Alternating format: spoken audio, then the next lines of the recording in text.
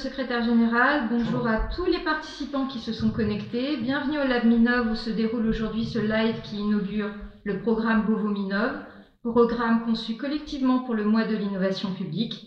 Monsieur le secrétaire général, vous lancez aujourd'hui cette séquence qui se tient du 2 au 30 novembre. Avant d'échanger avec les participants et de répondre à leurs questions, pourriez-vous nous indiquer ce que ce mois de novembre, dédié à l'innovation, représente pour le ministère de l'Intérieur et des Outre-mer? Avec beaucoup de plaisir.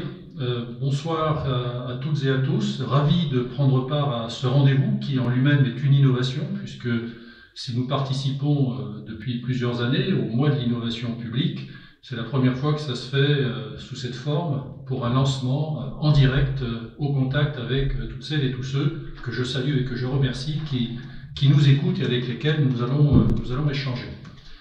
Nous plaçons cette participation du ministère de l'Intérieur au mois de l'innovation publique, notamment depuis 2 ans, dans un contexte où nous attendons beaucoup de cette initiative, mais surtout nous voulons passer 3 messages très importants à l'ensemble de nos agents, quel que soit leur métier, leur fonction, leur projet et l'endroit où ils exercent leur mission.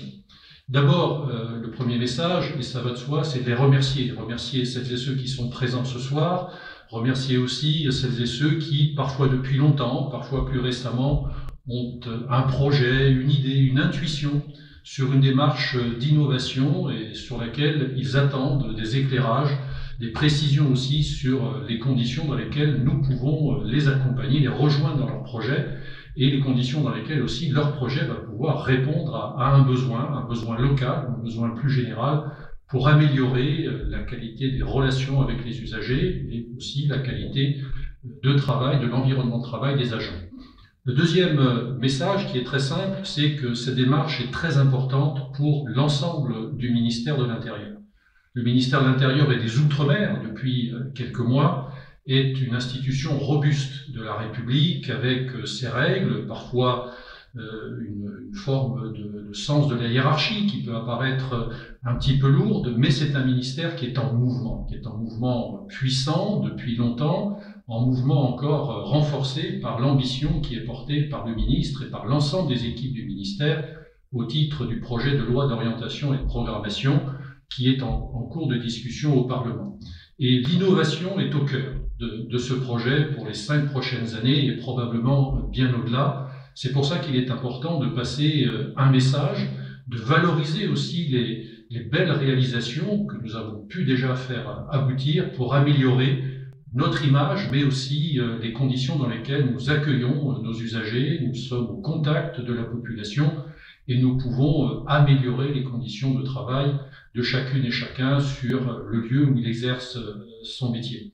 Et puis le troisième message, qui est également un message qui s'adresse à chacune et chacun d'entre vous, c'est que si vous êtes dans une situation où vous avez l'impression que vous pouvez contribuer par une initiative locale, personnelle ou collective à cette démarche d'amélioration continue de nos processus métiers, de nos fonctions d'accompagnement, support, il faut que vous vous sentiez écouté, accueilli, accompagné et valorisé dans ces initiatives. Alors bien sûr, ça n'est pas la promesse que toute idée va pouvoir spontanément, immédiatement recevoir une traduction concrète, mais c'est que vous disposez, nous disposons désormais à travers un réseau sur lequel je reviendrai dans quelques instants, un réseau d'écoute, un réseau d'accompagnement, un réseau de valorisation de vos projets, de vos initiatives qui va permettre de les faire grandir, de les faire mûrir et nous l'espérons de les faire aboutir au plus grand bénéfice de l'ensemble de celles et ceux qui sont en contact avec nous. Voilà dans quel esprit nous plaçons cette initiative, cette participation active depuis 2 ans notamment au mois d'innovation publique avec nos partenaires de la délégation interministérielle à la transformation publique. Merci Monsieur le Secrétaire Général. Nous allons désormais passer aux questions de nos participants. Volontiers. Première question. Pourriez-vous nous préciser quels programmes sont élaborés au ministère pour soutenir l'innovation? Tous les agents peuvent-ils y participer?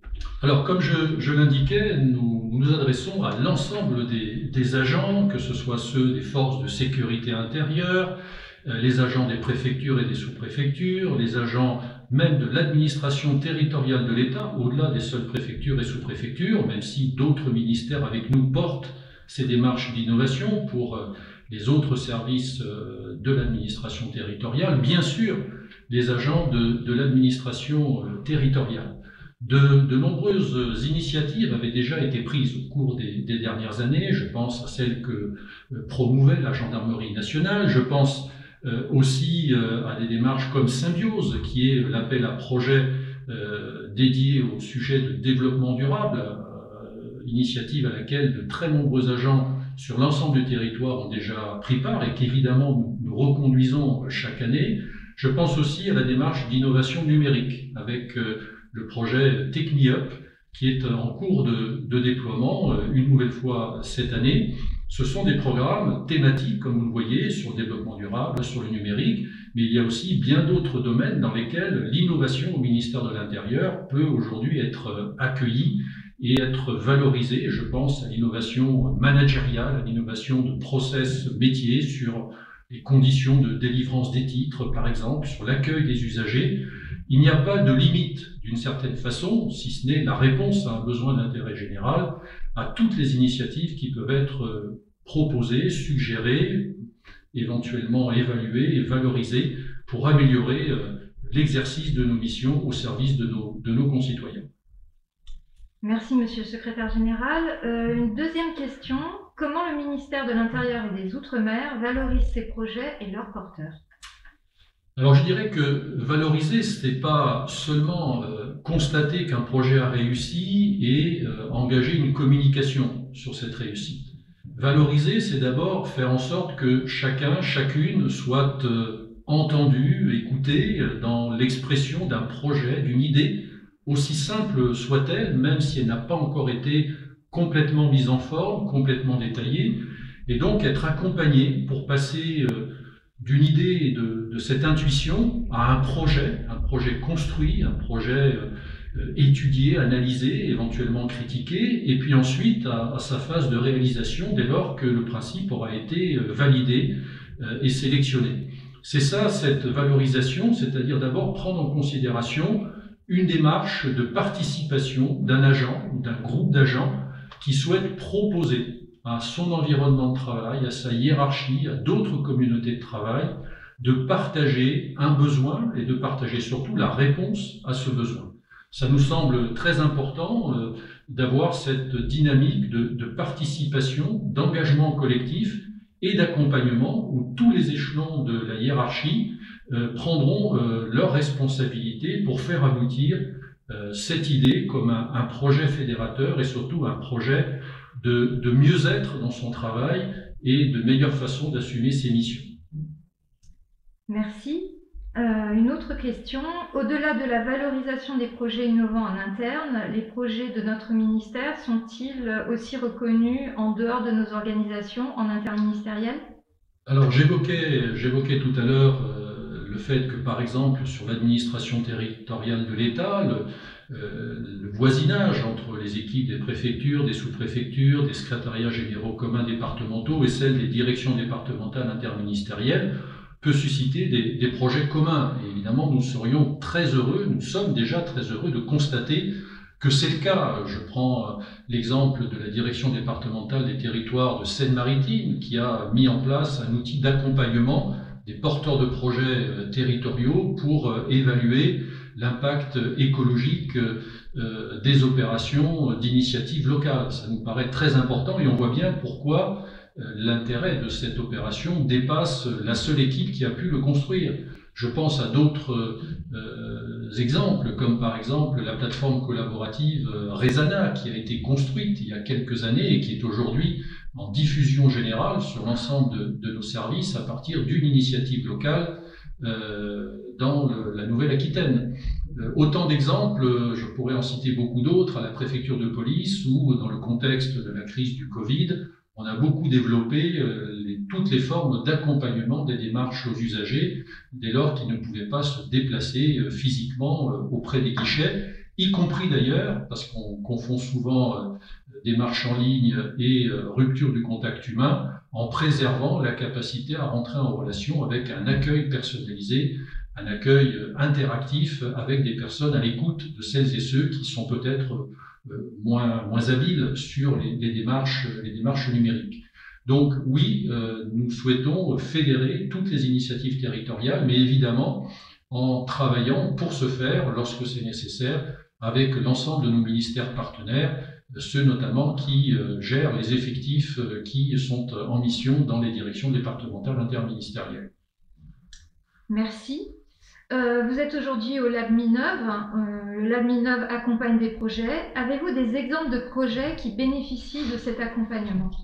Alors, nous sommes effectivement dans un lieu qui a été construit, et je dois le souligner, avec l'aide substantielle de la délégation interministérielle à la transformation publique, avec laquelle nous avons inauguré, en présence de Thierry Lambert, le délégué interministériel, il y a quelques mois, ces lieux qui sont entièrement dédiés à l'accompagnement de ces porteurs de projets. Toute personne, toute équipe qui souhaite mûrir son projet, lui faire passer une étape, rencontrer des acteurs qui sont implantés en région parisienne, par exemple, s'il s'agit d'équipes de l'administration territoriale, peut demander à bénéficier de ces conditions d'accueil, vous voyez, de cet environnement qui est très propice. Tous ceux et toutes celles qui y sont passés nous font un retour extrêmement positif, des conditions dans lesquelles ils sont accueillis, où ils peuvent travailler en mode projet actif, interactif. Et nous mettons à disposition bien volontiers ces locaux à tous ceux qui l'ont suggéré. Et donc je ne peux qu'inviter celles et ceux qui pourraient être intéressés par cette offre qui fait partie de notre catalogue, en quelque sorte, d'opportunités que nous offrons aux porteurs de projets, à nous solliciter pour voir dans quelle mesure ils peuvent être aidés de cette manière-là ou d'une autre manière pour faire avancer leurs idées. Merci. Une nouvelle question qui porte sur la formation. En quoi consiste le parcours de formation-innovation proposé par le Lab Minov ? Alors je réponds bien volontiers à cette question parce que c'est vrai qu'on a pu avoir le sentiment, il y a quelques années, et c'est de moins en moins vrai, que nous étions dans les processus d'innovation très dépendants de conseils extérieurs, de cabinets, d'appui.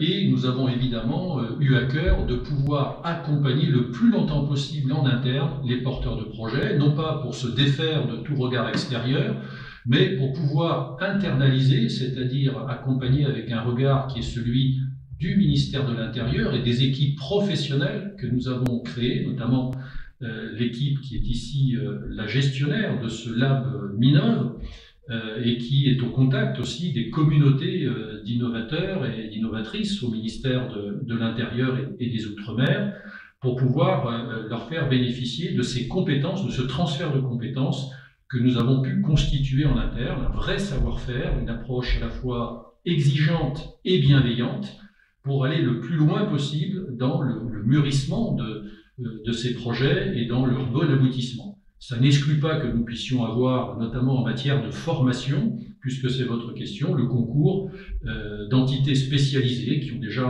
un retour d'expérience important et qui peuvent nous aider à aller peut-être encore plus vite vers le but que nous visons, ou aller rechercher les solutions qui répondent encore plus précisément aux besoins qui sont exprimés par leurs équipes une fois que nous aurons établi ce premier contact. Et donc pour ça, nous sommes déjà à la 3e promotion, en quelque sorte, à la 3e cohorte d'accompagnants que nous formons avec un intervenant extérieur et qui sont autant de relais à disposition, à la fois en centrale et en territorial, pour les personnes qui souhaiteraient exposer leur idée, trouver des relais, avoir aussi des conseils sur la suite à donner à leur démarche, et puis ensuite, éventuellement, rejoindre ces locaux temporairement ou plus durablement pour pouvoir faire aboutir tout à fait complètement leur projet. Merci. Vous avez accepté d'ouvrir cette séquence lors de ce live. Nous vous remercions pour votre disponibilité. Nous savons que vous avez des contraintes d'agenda. Nous allons devoir conclure en vous posant une dernière question. Que voudriez-vous que nos agents retiennent de l'innovation au sein du ministère de l'Intérieur et des Outre-mer ? Je crois très simplement que l'innovation a toute sa place dans un ministère comme le ministère de l'Intérieur et des Outre-mer, parce que nous sommes un ministère au contact des usagers, et donc les usagers nous interpellent, nous questionnent, nous demandent d'expliquer ce que nous faisons, mais attendent aussi de nouveaux services, de nouvelles approches, pas seulement avec le numérique, mais évidemment en s'appuyant aussi sur les potentialités que offrent les nouveaux outils que nous pouvons aujourd'hui mettre à disposition de cette relation avec l'usager. Parce que aussi nous sommes au service de missions très opérationnelles. Bien sûr, celles des forces de sécurité intérieure, celles des missions de secours plus largement. Et on voit bien, par exemple, que l'approche des Jeux Olympiques va solliciter fortement notre capacité à innover, à trouver des solutions originales, performantes, à toute une série de défis que nous commençons à bien identifier. Bien sûr, un certain nombre d'industriels proposent des solutions qui répondent à une partie de ces besoins, mais nous ne serons jamais trop nombreux pour pouvoir susciter des initiatives et éventuellement des innovations technologiques, managériales, je le dis, de process aussi, qui pourront nous être très, très profitables. Et c'est la force du ministère de l'Intérieur d'être à la jointure, en quelque sorte, entre toute la vie sociale de notre pays, ce contact au plus près des territoires, et les grands enjeux stratégiques de sécurité, de performance, qui fait que cet écosystème, celui que nous essayons d'encourager, avec les moyens que nous mettons à votre disposition, avec l'ensemble des directions générales du ministère de l'Intérieur et sous l'impulsion du ministre et de l'ensemble des équipes, que nous voulons mettre à votre disposition cette infrastructure, ce savoir-faire, cette approche professionnelle, encore une fois exigeante et bienveillante, dont nous pensons qu'elle peut avoir beaucoup d'effets dans les prochaines années, et peut-être même pour certaines d'entre elles dans les prochains mois, au service de nos communautés de travail et au service de nos concitoyens. Je serai très heureux que ce mois de l'innovation marque une nouvelle étape réussie, dont nous vous rendrons compte prochainement dans cette marche en avant sur l'innovation au ministère de l'Intérieur à travers ce sigle fédérateur